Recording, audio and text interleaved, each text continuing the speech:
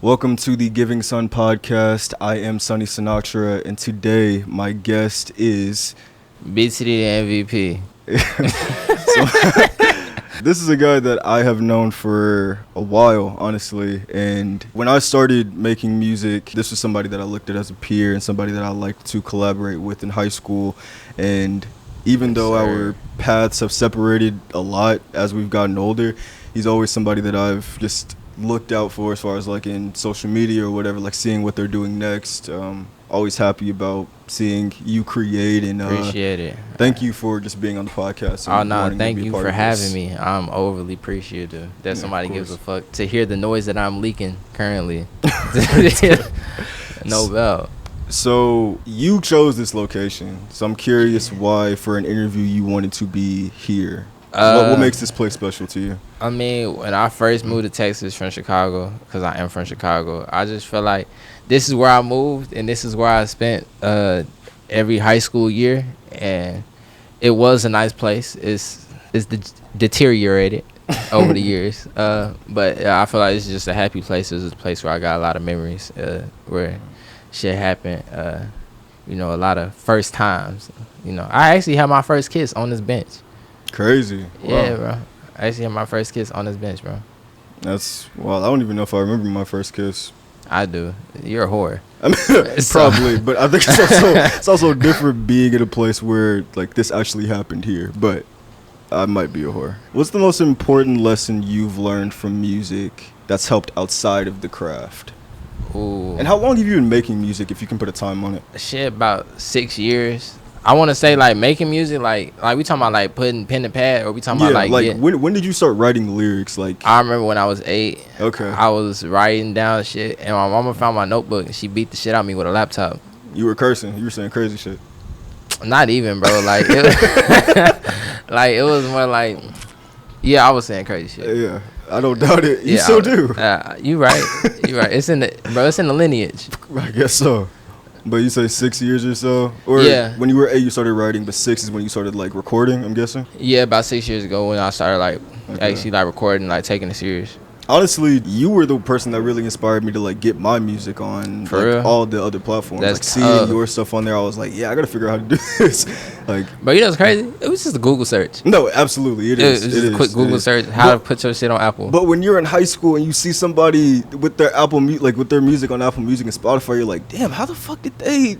Like it seems like perplexing, at least for me. Like. It sounded crazy, but I Googled, and DistroKid was like, yo, we'll do it. Yeah, for sure. I was like, all right, how much? And they was like, nigga, $20. And when you in high school, $20 is like, whoa. How the fuck I'm going to get $20? So. Somehow you found a way. Nah, I asked my granddad. You found a way. Yeah, and shout out granddad. That's shout cool. Out to granddad. Yeah, people supporting your vision and supporting what you wanted to do. Nah, really, honestly, bro, I think I want to go to the store and get like some chips or some shit. He was like, $20. Still shout out granddad. He still helped. Yeah. What's the most important lesson, or just a lesson that you've taken from music that has helped you outside of making music? Be yourself. Obviously, so everybody makes music because they hear some music that they like, and they like, yeah, I want to make some shit like that. So when you make music, you start off making shit that sounds like the people that you like. For me, that was Jadakiss, which sounds hella crazy to say out loud. That I wouldn't have connected that at all. Exactly. I really loved Jadakiss when I was a kid. Wow. But just being yourself and coming up with some shit that you can call your own, because at the end of the day, nobody's gonna like you if you're not yourself. That is true. If you want to be somebody else, you can't wear your mask forever. So be yourself. Yeah, I feel like it's something that a lot of people are just not picking up on. Like even with like social media, I feel like TikTok brought that a lot of people, because on TikTok, people were like, TikTok's lame. TikTok, I don't want to, even me included, I was like, TikTok's lame. I don't want to do TikTok. But when you get on TikTok and you just naturally find something that you want to talk about or something that you want to do, that really shows your personality and the flavor of your personality. So for sure. And you've been going crazy on TikTok recently, as far as like posting consistently, people connecting to the content. That shit was on accident too. Hey, happy accidents. Happy accidents, happy mistakes. All right. Yeah. So I'm curious with that, like, what is your connection with posting on TikTok? Like, how do you see that? Are you trying to be a personality? Are you trying to try other things? Okay, so maybe when I was like in high school, I was just like, I was a nigga that just like, I just talk shit. I just like to talk shit. Like, you don't take nothing I say serious. But over the years, like maybe about like 2 years ago, my brother was like, yo, you're funny as fuck. Like, you're abnormally funny. And I was like, damn, for real? He was like, yeah. So I was like, I'm gonna do some stand up. But it got hard for me to write stand up. So I was like, all right, bet I'm just gonna start posting jokes on TikTok. So I posted jokes on TikTok, and I went and I did a secretive like stand up routine, and the stand up routine did good. So my TikToks are just like the jokes that I told on stand up, Nice. but just in TikTok format. That's really cool, bro. Yeah. Honestly, when it comes to like marketing, 'cause I feel like that's one of the harder things for an independent artist. Like, do you see the TikToks as kind of a way to like get this platform here, and then maybe I can move that into the music, or like do you see them as synergy, or do you kind of separate them for yourself? I try and separate them because I feel like TikTok, like nigga, I've never seen a nigga have like momentum strictly from TikTok and he carry that into his real life. Like that never goes right. Like it's always a nigga say, I'm posting a song and tell like name any TikTok song that you don't know that nigga. You don't know any other songs from him. So I don't want to have my songs just popping on TikTok and then you know, cause like yeah, it gets you money, it gets you paid. You got one cool ass song that's out everywhere. Niggas is doing Get Ready With Me in they draws, cocking balls out. Right. But, Right. but you don't really fulfill yourself. I've never seen a TikTok artist that's happy and be like, yo, I'm just a TikTok artist. Like I always like every time you see a TikTok artist and they're always complaining about, I'm not just a TikTok artist. I have these other songs. And you just a one trick pony. It feels like. So I don't want to be a one trick pony. I don't really even want to be making music that much longer. Like I want to be making music at like 30, and then I want to go do like documentaries or some shit. Like Cool shit. yeah. Yeah, it seems like you have I think you're allured by like filmmaking.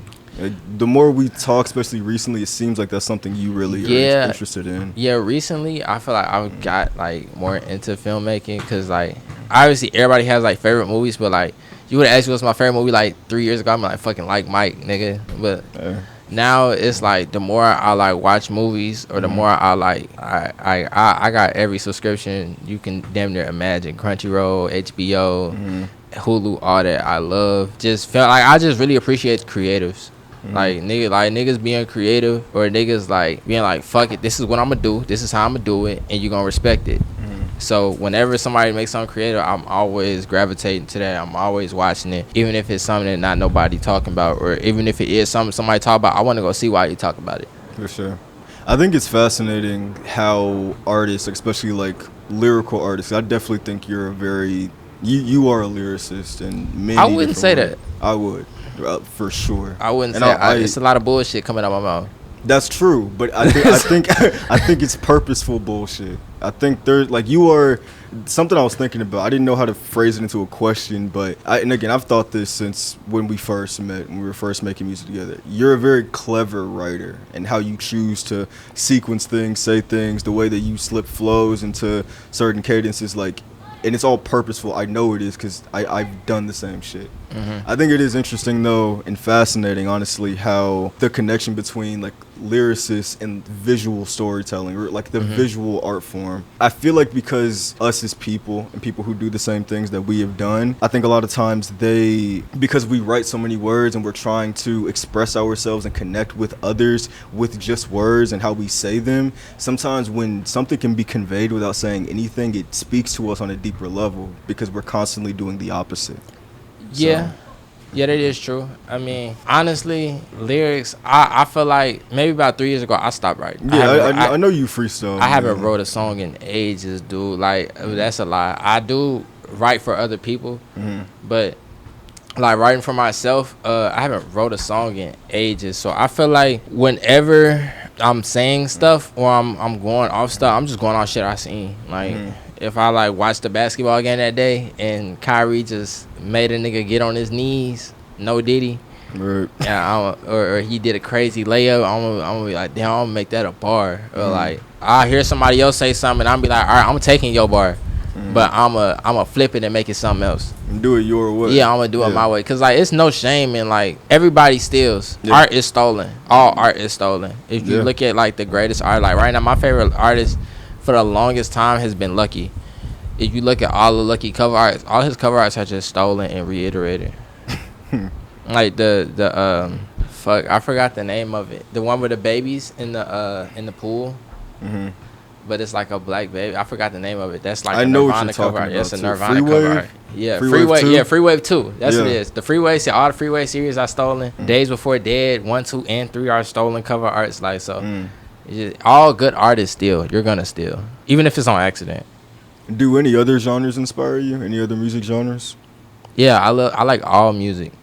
Do they except for country? Do any of those other genres inspire the music you make though? Yeah, I like alternative music, like Dean Blunt. You know who Dean Blunt is? I love Dean Blunt. Dean Blunt, really, like he really inspires a lot of shit that I do, bro. Like, nice. Like I really like even his vocal inflections, the way he like just like if you listen to Dean Blunt, he'll play one instrument the whole song, and he don't give a fuck. Like, like I really love Dean Blunt. I think that's like my biggest influence as of right now. That's really cool, and I definitely wouldn't have been able to guess that without asking the question. So, yeah. What is your ideology when it comes to collaboration now at this point in your life? Ideology. I know you said that you write for other people, but do you like still do features with people? Do you like I do features. I do features with anybody. If I like your music, I do your feature. If you listen to this right now and you like, yo, bro, hit me up, and you got some cool shit, I'm gonna do some cool shit with you. I like cool shit. I'm not in it for money. Nobody. I feel like if you don't music shit for money, you might get somewhere, but more than likely you won't get anywhere. Cause think about it, how many niggas is rapping? How many niggas is making music besides rapping? So you damn near might not get nowhere. Yeah. Which is why, like, it's only so many words you can rhyme. So, yeah, this is contradictory coming from a nigga that's been rapping for 7 years. But after that, what else you gonna do? It takes a lot, especially like doing this independently. It takes a lot to do it consistently, especially when you are not getting the return in what you invest. And I definitely agree with you in the sense of like, if you're gonna go down like the creative path, you got to do it because you love it. Because doing it for the money aspect, I feel like even if you do get that, like then there's people like DaBaby, who I actually appreciated his music when he first popped out, but I feel like he kind of got stuck. I'm gonna hold my tongue. I mean, yeah, if you don't, I'm not. You know what? Actually, no, fuck that. Fuck that. Fuck that. I don't like DaBaby. I respect it. I like Suge. Okay, yeah. What else? I think Sun Ep.2 is better than DaBaby. I disagree, but they're not that far off from each other, though. I'm off a perk. Give me more stamina. He's with Mona Leo, so he won. Wait, what? He's like, that's his wife, Mona Leo. Who's that? A rapper. It's a rapper? Yeah. One of the most beautiful women I've ever seen in my life. And he's with her, like, that's like his where did he go? Yeah. He stopped rapping? Basically. And she raps, like she's like a mainstream woman rapper. He might be rapping her shit. I mean, he might be writing her shit. Yeah, that's possible. You know, shout out to him, bro. He really changed. You see, I want to do some shit like that. Yeah. I want to stop rapping and like go like make an AAU team or something. Yeah, just be in the bag. Yeah, that would be cool. I actually have always said, not always, but recently as I've gotten older, I want to coach a basketball team one day. Like I actually do coach a basketball team. It's not my team, but I do coach a basketball team. That's cool though. Yeah, I really would love to coach like a kids basketball team. I think, like I can't dribble for shit, but you shouldn't coach. I love basketball though. You doing it for the love of the game? Yeah, you doing it for the love of the game? Really love basketball. Yeah, because it's some niggas that like tell you like, yo, dribble through this cone, then go through between your legs, and then step back and shoot, and they charge niggas $400. Yeah, no, a session. Yeah, that's fucked up. I feel like I could do that for free and get so much out of that. Like, yeah, just seeing somebody grow. Exactly. I feel like it's a lot of selfish people in the world, so that's why you get shit like that. A lot of money hungry people. Yeah. Like basketball died when they monetized it. Yeah, I can see that. When niggas started signing $200 million contracts, it gets to a point where too much of a good thing is a bad thing.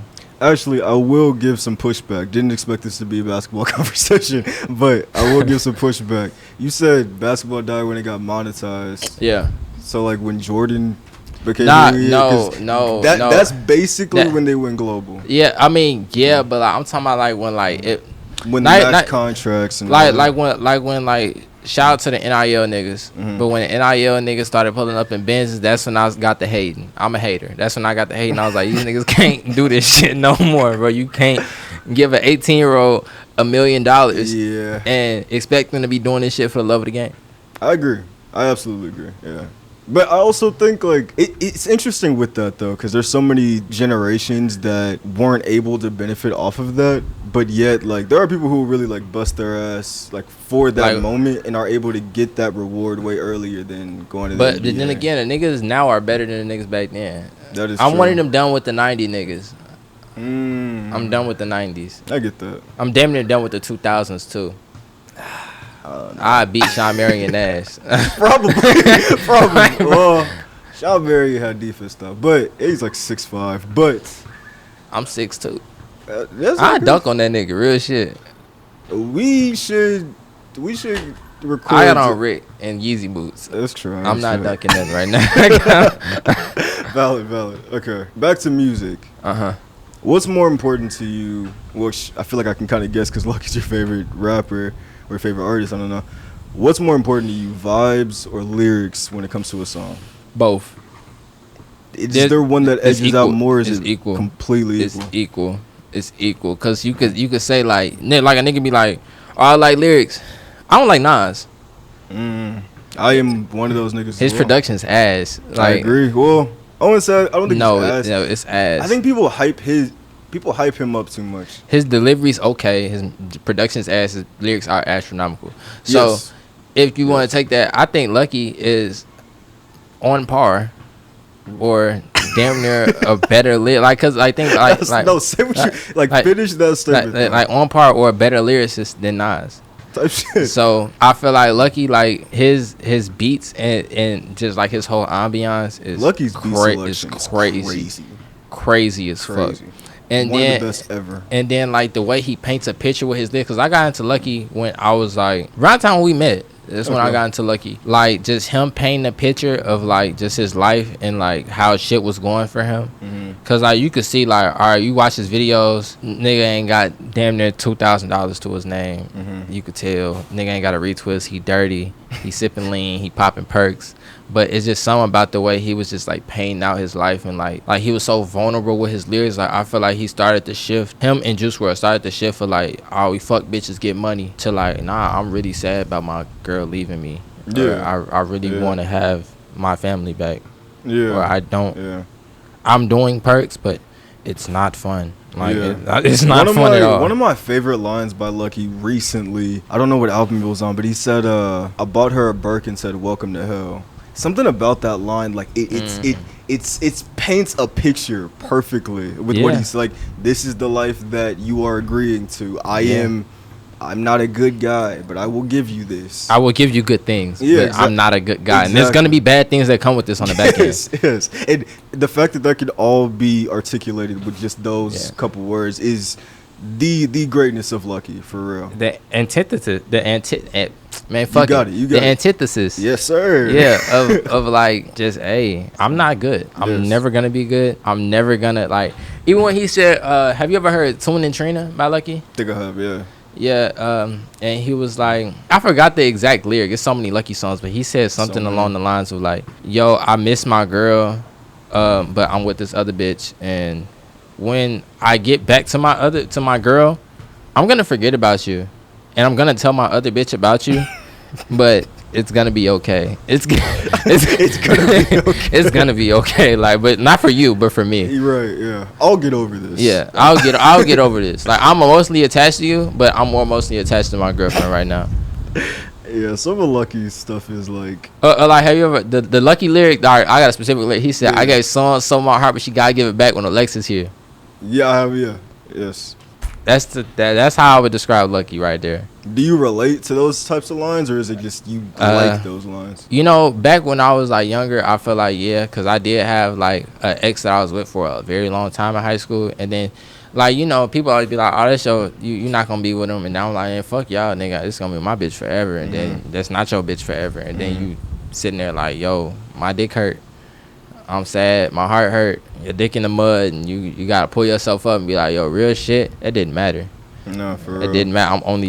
18. If I'm being honest with you, I'm being way more vulnerable in this podcast than I've been in the other two. But being honest with you, that's something I still struggle with. I think it's sad that there's a lot of people after high school who are like, they get stuck on one person and then they start to just repeat the same behaviors because of what they went through. Yeah, I mean, that just go back to lighten the mood. I'm gonna tell a joke. For sure. That just go back to like niggas being like, yo, I cheat on every bitch I'm with because my girlfriend when I was 8 said that Deshaun could run faster than me and left me. It's trauma, but in such a weird way. Yeah. And honestly, if you're still doing that, you're a weirdo. Yes.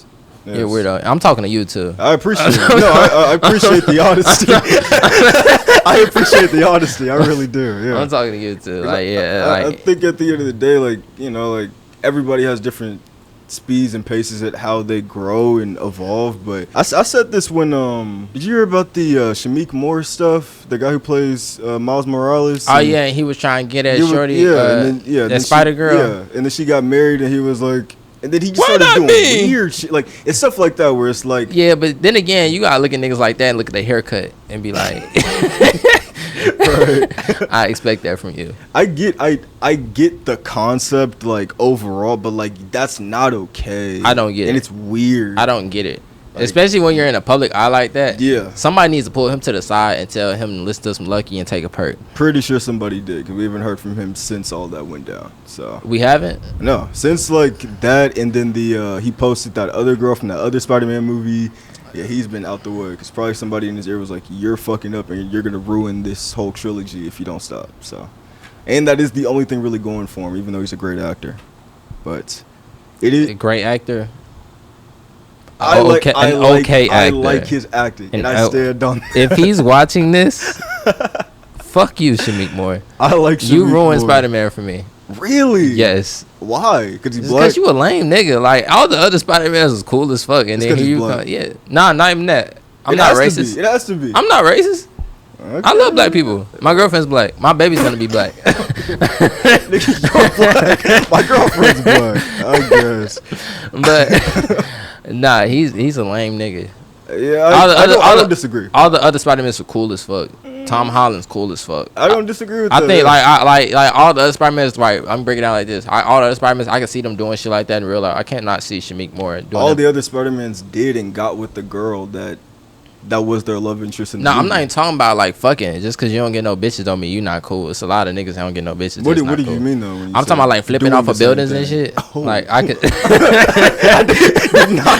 I didn't know that's what you were talking about. I can see Tom Holland doing a backflip. I can't see Shameik Moore doing a backflip. No, I think the next Spider-Man should be Duke Dennis. Fuck no, dude. That's the craziest thing you've said this entire pod. Duke Dennis is the next Spider-Man. That's bullshit. But hey, it could be cool. He definitely could do the stunts. Some of them. Nah, make him a Spider-Man. Type shit. Type shit. All right, back to the questions.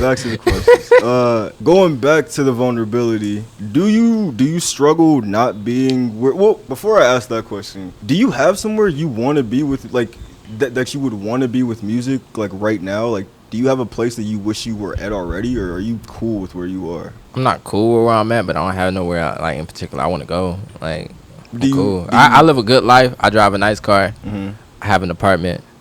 I have money in my pocket.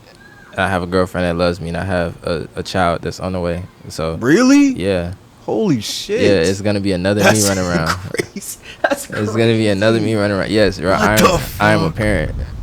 That's crazy, bro. Yeah. So I'm cool with life. Like right now, like life is cool. Like, do I want to work every day for the rest of my life? No. But I mean, my mama did it, and she looks pretty cool. So I think I can do it.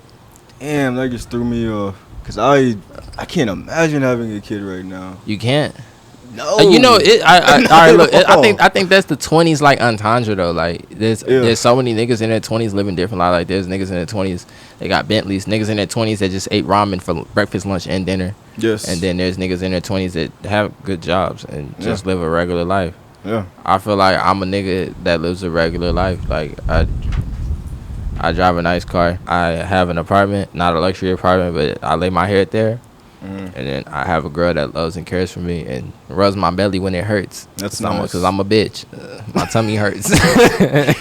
So what it sounds like is that it's hard for you to feel like you're struggling or feel like this, like, oh, it sucks, I'm not where I want to be with music, because you separate yourself from music? Like, regardless of you putting a lot of effort into that, you've been doing it for years, you still separate, like, KJ the person from BTD MVP. Yeah, because you gotta look at it like this. There's so many niggas. Like, I keep going back to this. There's so many niggas making music, and it's kind of just like fishing upon who you know. You gonna strike the right chord with the right nigga. Like, I have songs that have been like OD viral, and then I have songs that have 100 plays. So I don't give a fuck. Like, I'm gonna make what I want to make when I want to make it, how I want to make it, and if it does good, it does good. If it doesn't, my mom still loves me. Like, For sure. I'm still gonna go home to a good meal. Like, it's not the end of the world. Like, people put too much stock into social media or just like being known. Being known for what? Like, I feel like niggas be too much in a rush to get famous. Yeah, for sure. Look at Justin Bieber. Yeah, he just dropped an album called Swag in 2025. Nah, real shit. I just heard a Justin Bieber feature. He had a feature with Cash Cobain. That song is really good. I already like that song. That doesn't sound like that'd be a bad song. That's a good song. Yeah. I forgot who else was on it, but it got a song. He got a song with Cash Cobain. It's a really good song. I'm curious because when I met you, you were BTD KJ. Yeah. Now you're BTD MVP. So why the name change? All right, this is a stupid ass story. Okay, I'm here for it. I'm at lunch. My nigga Jai walking to me. He like, yo, you always doing good shit. And I'm like, I appreciate it. He like, yeah, bro, you know how to dress.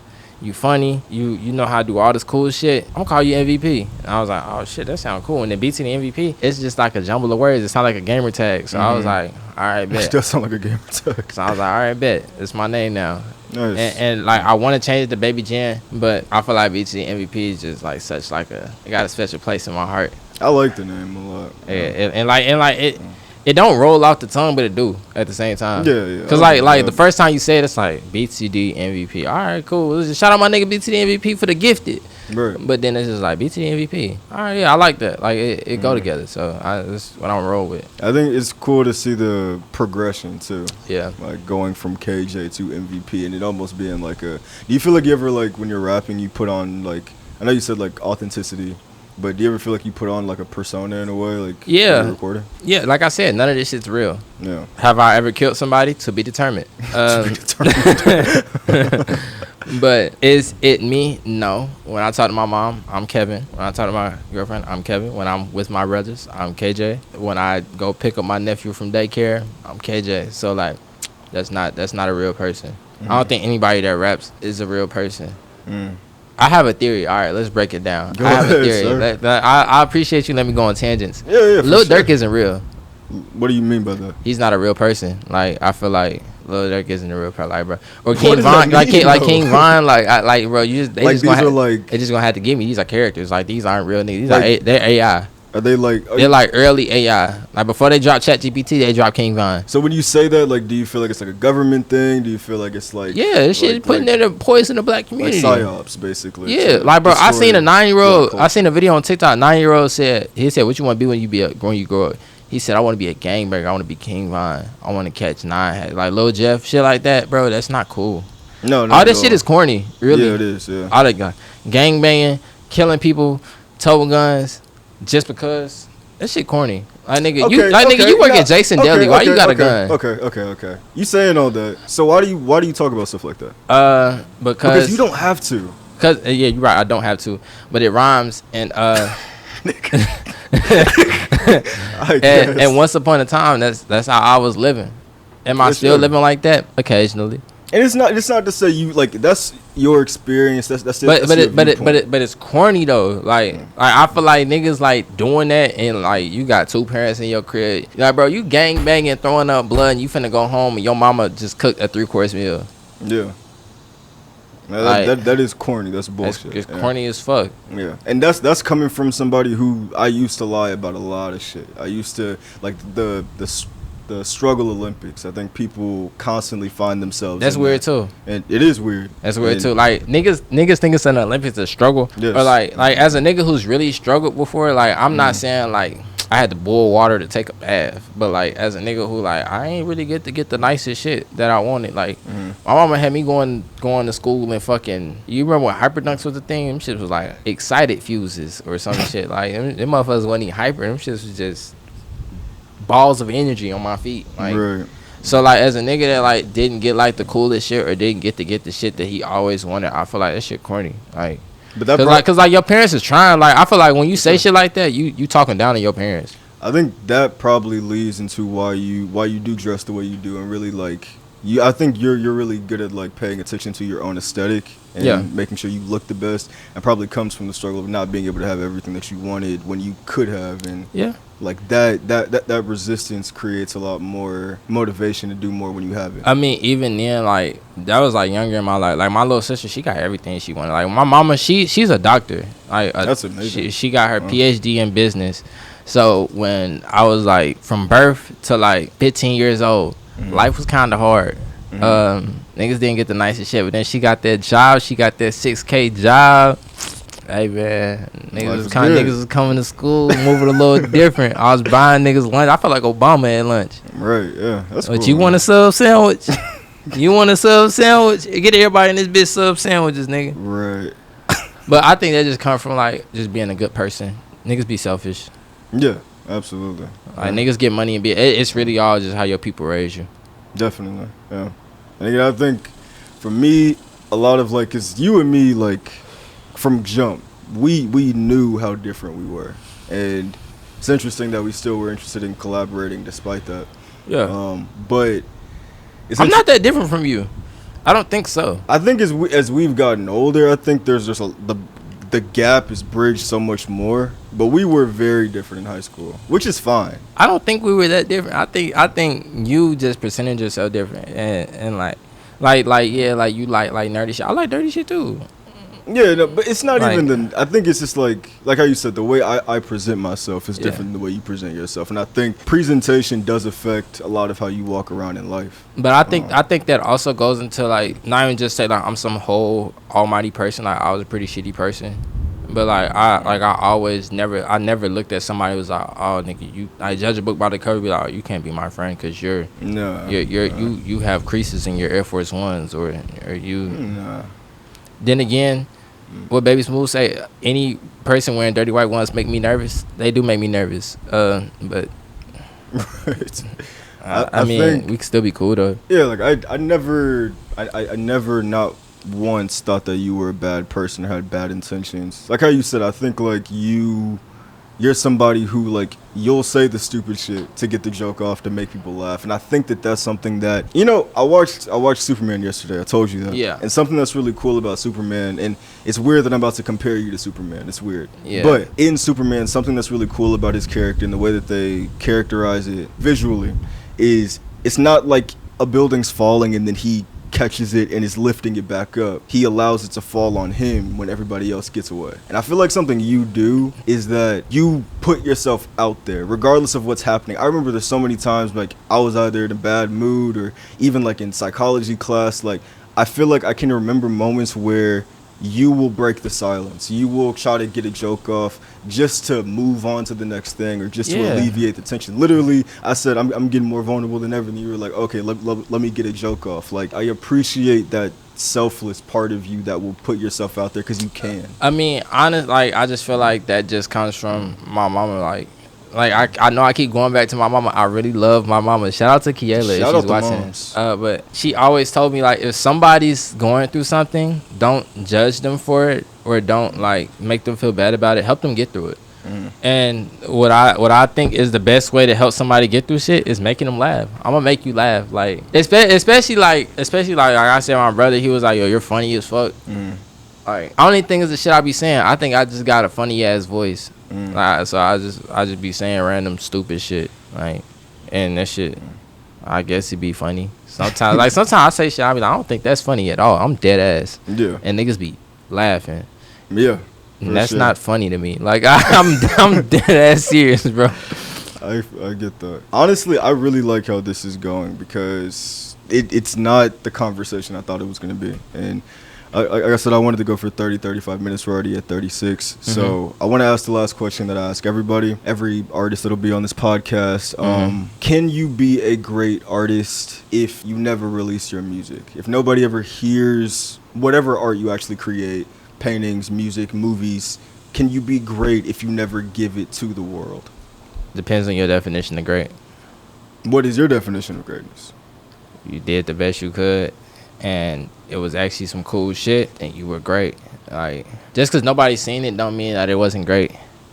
Cause I could tell her, I could put on a fit, and the fit could be fired. Did I take a picture? No. Was it a good fit? Yeah. Yeah. So. Did you always feel this way? Yeah. You don't need validation from other people. Honestly, I think that's one of the biggest separations between us, especially younger. I think as I've gotten older and even having these conversations with artists, I've realized that that's the right way to look at things. Before, I didn't want to have like an obvious answer to that question, but because I started doing YouTube, I started to get that where like I was validating myself because of all the hard work I put in. I really do appreciate your YouTube. I don't know if niggas that watch this are watching your YouTube. Yeah, I don't know. But nigga, you got some of the best insight on shit. Like, I appreciate it. Like, yeah, I was already in the cinema, but watching you be like, damn, this nigga really like tapped in. Like he really be watching shit. And like that sound like some lazy ass shit to say. Like, damn, this nigga be watching shit. But like he really be watching shit, y'all. Like he really be like going to the movie, putting his ass in the seat. I don't like the movies. No, I'm a germaphobe. I feel that. Yeah. So I don't like the movies. I feel like somebody fucked in every seat that's in there. Possibly. And, yeah, I don't want no coochie juice on my Rick Owens. Right. So the fact that you get out there, put your feet on the pavement, and go into the movies, be like, yo, let me get this $15 ticket. You get popcorn? No. Are you an AMC Rewards member? Cinemark, yeah. Yeah, see, rewards, yeah, bro. Subscribe to this nigga, bro. I'm glad I can do that sacrifice for y'all, cause because I'm not doing that. Last movie I watched. I hate I keep cutting you off. Last movie I watched. Good, it's called The Heart Eyes Killer. God, that movie is so fucking out, bro. I walked out the movie clutching on my gun. I know I said toting guns is bad. I wanted to shoot. I wanted the Batman, the movie theater. Nigga, you remember when they came and shot up the movie theater when Batman came out? I know that's chill out, sir. That was insane. That was insane. You know, that's why I ain't got a platform. I'm gonna get canceled. But no, that movie fucking sucked. I hated that movie. Worst movie I've seen this year. I don't know how people like it, but I respect anybody who does. That can't be me.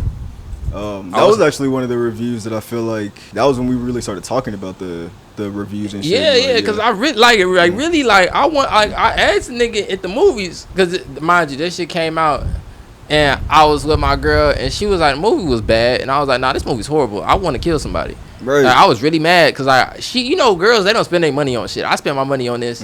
I want to watch this. This is bad. I asked some white people outside theater, love you white people. They so optimistic about shit. They just, it was an okay movie. I like the part where he had the eyes coming out and he was following her down the hallway. And that man, hey. That movie insults your intelligence, bro. Like, it really talks to you like a dumbass. And yet, like, it tries to, like, be this, like, crowd pleaser, this romance. Man. And I don't like the kills at all, bro. And the kills were boring as fuck. Like as a kill count enthusiast, y'all know if y'all know what kill count is. I watch kill count. Yeah. As a kill count enthusiast, I was pissed because I've seen some great kills, and that was not none of them. None of them were in that movie, man. God, I don't want to end it right there because I don't like the movie. let me get one more question off, and then we'll end. All right, bro, live your life. Yeah, this would be cool.